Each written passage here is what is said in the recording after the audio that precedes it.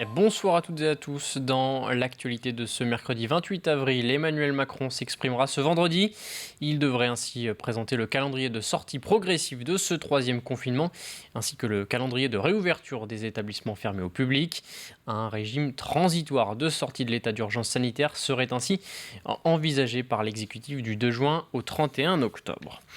Des annonces justement rendues possibles par l'amélioration de la situation sanitaire selon le gouvernement. Mais dans la région, les données épidémiologiques montrent un plateau assez élevé. L'incidence baisse cependant, 257 cas positifs pour 100 000 habitants aujourd'hui en Pays de la Loire contre 284 il y a 7 jours, 225 en Vendée contre 260 il y a une semaine. Et le taux de positivité reste stable, 8% des tests sont positifs. Et les hôpitaux ligériens recensent 975 personnes, c'est 65 de plus depuis la semaine dernière. En Vendée, 12 personnes supplémentaires ont été admises, portant à 150 le nombre d'hospitalisations, dont 21 en réanimation pour le département, chiffre similaire à la semaine dernière. Et pour lutter contre cette épidémie, le port du masque est devenu la norme. Il est obligatoire en Vendée, en intérieur ou en extérieur, mais pour une partie de la population, le masque est un frein. Les personnes sourdes et malentendantes ou touchées par des troubles du langage ne peuvent plus lire sur les lèvres, une compétence pourtant cruciale pour communiquer dans une conversation. Pour les enfants, il est également difficile de savoir si ce port du masque peut ralentir le traitement de ces troubles. Reportage Alexia Janet. Un pigeon. Bien. C'est quoi ça? Sacha est atteint de surdité depuis la naissance. Doté d'un appareil qui lui permet d'entendre un minimum, le jeune garçon compte beaucoup sur la lecture labiale pour communiquer. Depuis 1 an, il doit apprendre à s'adapter tous les jours un peu plus au port du masque, qui le prive de ses repères. La première semaine d'école masquée a été particulièrement difficile pour lui. T'entends des choses mais tu ne comprends pas. J'avais un petit garçon qui était complètement perdu, qui n'arrivait pas à comprendre. Je me souviens ça devait être le jeudi soir, donc lundi, mardi, on était le jeudi soir, il s'est fait gronder par la maîtresse à l'école.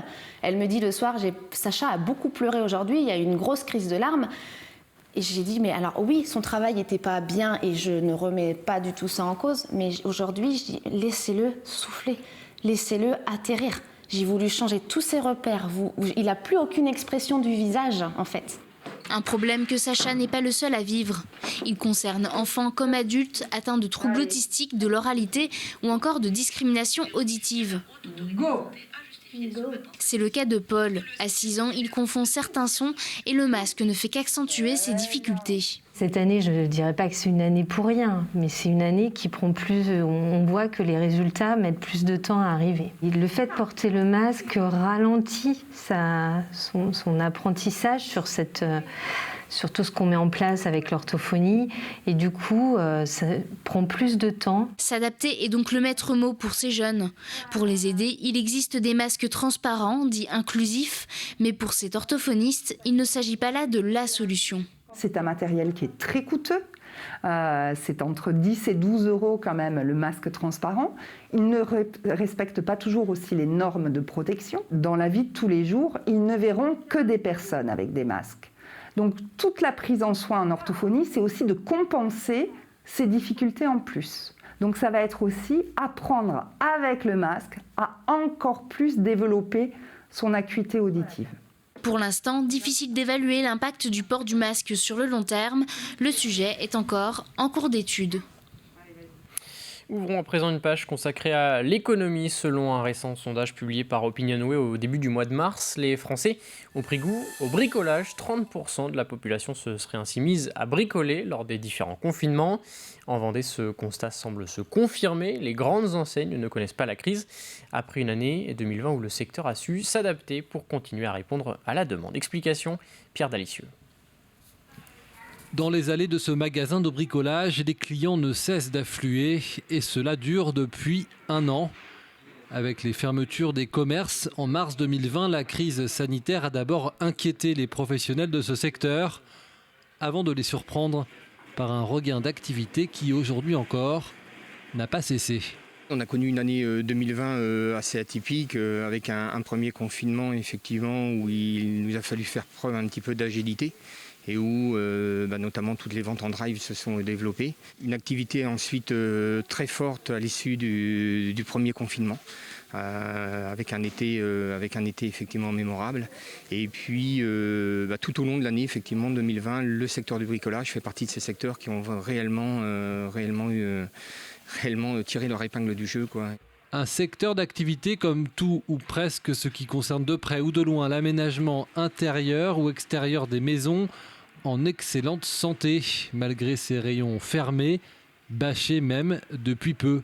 Ce sont des produits que nous vendons qui sont dits non essentiels et les préconisations effectivement de l'État font qu'aujourd'hui nous bâchons ces rayons de manière à ce que les clients ne soient pas incités à acheter effectivement ce type de produits. Des produits qui se vendent malgré tout mais en ligne, car avec la crise, le drive est arrivé en force dans cette enseigne qui n'en proposait que très peu avant. Aujourd'hui, c'est une activité à part entière du magasin. C'était une activité qui effectivement était en développement chez Brico Dépôt et c'est aujourd'hui devenu une activité majeure puisque aujourd'hui on va dire que le nombre de drives a multiplié par 4 ou par 5 par rapport à ce qu'on pouvait connaître avant le confinement. Un secteur qui recrute aussi car avec les ventes qui progressent, le besoin en main-d'œuvre est grandissant. Une main-d'œuvre comme dans beaucoup d'autres secteurs, très difficile à trouver en Vendée. Et puis toujours à propos d'économie, la Vendée touchée par un vieillissement de ses chefs d'entreprise. Un artisan vendéen sur 3 est en effet âgé de plus de 50 ans. Alors pour anticiper de futures problématiques de succession et de transmission des savoir-faire, la Chambre des métiers de Vendée a signé un partenariat avec la Confédération de l'artisanat des petites entreprises du bâtiment et la Chambre nationale des artisans des travaux publics et du paysage. La Vendée compte ainsi 15 000 entreprises artisanales, soit environ 30 000 salariés. La problématique de la transmission va se poser d'ici une grosse dizaine d'années et souvent nos entreprises du bâtiment ne trouvent pas de repreneurs. Il va y avoir une relation qui va se créer avec la Chambre de métiers, nos services juridiques qui sont sur les droits des sociétés, fiscalité et qui vont aussi accompagner les cédants, les mettre en relation avec le repreneur, monter un dossier et pouvoir pérenniser une bonne reprise de l'entreprise. Un mot de mobilité avec cette initiative d'un habitant de la commune de Fougeray. Il a récemment créé une association, l'ADPLI 14, pour défendre et promouvoir la ligne ferroviaire 14 entre La Roche-sur-Yon et Tours, une ligne interrégionale entre les Pays de la Loire et le Centre-Val de Loire. En Vendée, elle dessert notamment les Sables-d'Olonne, la Chaise-le-Vicomte, Chantonnay-Pouzeaux ou encore Saint-Mémin. Avec cette association, il souhaite ainsi faire connaître ce trajet et interpelle les collectivités.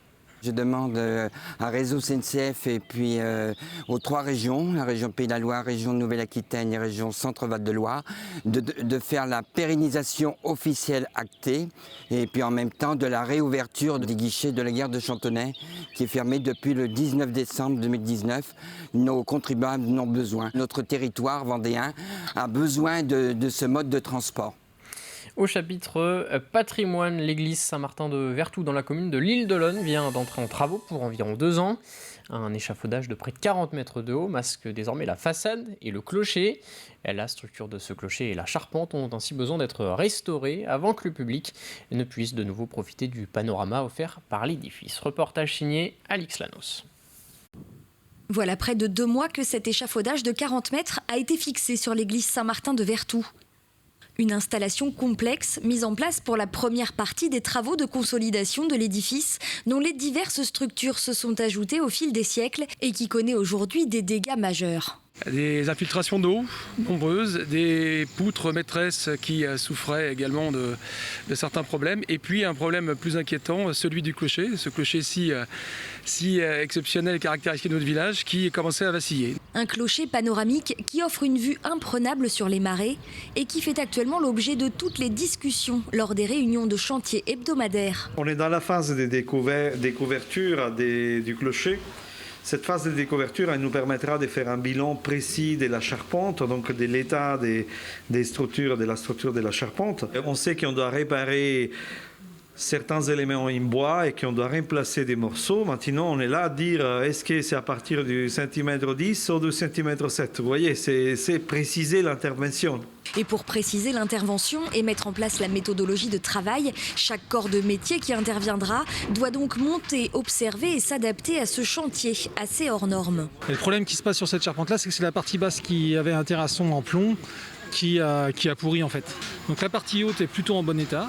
La partie basse, elle est très mauvaise, donc il va falloir très certainement suspendre la partie haute pour pouvoir changer la partie basse. Là, on est en train de réfléchir à comment on va faire. On est en train de préparer une méthodologie d'intervention, et puis on va faire des plans d'exécution, toute une saisie du clocher en 3D. Et puis après, on va préparer l'intervention pour nos compagnons. D'ici 3 à 4 mois, les charpentiers devraient en avoir fini avec le clocher. Tailleurs de pierre, couvreurs ou électriciens pourront alors intervenir. La fin des travaux du clocher est prévue pour la fin de l'année. Viendront ensuite les travaux sur le reste du bâtiment qui devraient s'échelonner jusqu'à la fin de l'année 2022. Et puisque l'on parle de patrimoine, des travaux de réhabilitation du mont des Alouettes aux Herbiers débutent actuellement. Le parking sera ainsi limité aux voitures, la signalétique va être repensée et de nouveaux espaces verts vont également voir le jour au pied des moulins. Un réaménagement du lieu à l'approche de la période estivale pour mieux accueillir les touristes. Nous allons le redonner aux piétons pour qu'on puisse à la fois se garer. Donc il y a un parking de 25 places, bus et voitures qui est prévu, un petit peu en retrait. Et ensuite, une fois quitté la voiture, on pourra se balader, aller vers la table d'orientation devant laquelle on pourra avoir des magnifiques points de vue. On pourra avoir aussi des explications sur l'origine du mont des Alouettes, sur son rôle pendant les guerres de Vendée, et puis quelques explications aussi sur la ville des Herbiers. C'est vraiment une porte, pour nous, c'est une porte d'entrée. C'est souvent la dernière étape aussi pour les touristes avant d'aller sur la côte, donc c'est un lieu qui pour nous est très très important. C'est la fin de cette édition, merci de votre attention. Prochain point sur l'actualité demain de 7h à 9h dans la matinale. Très bonne soirée sur TV Vendée.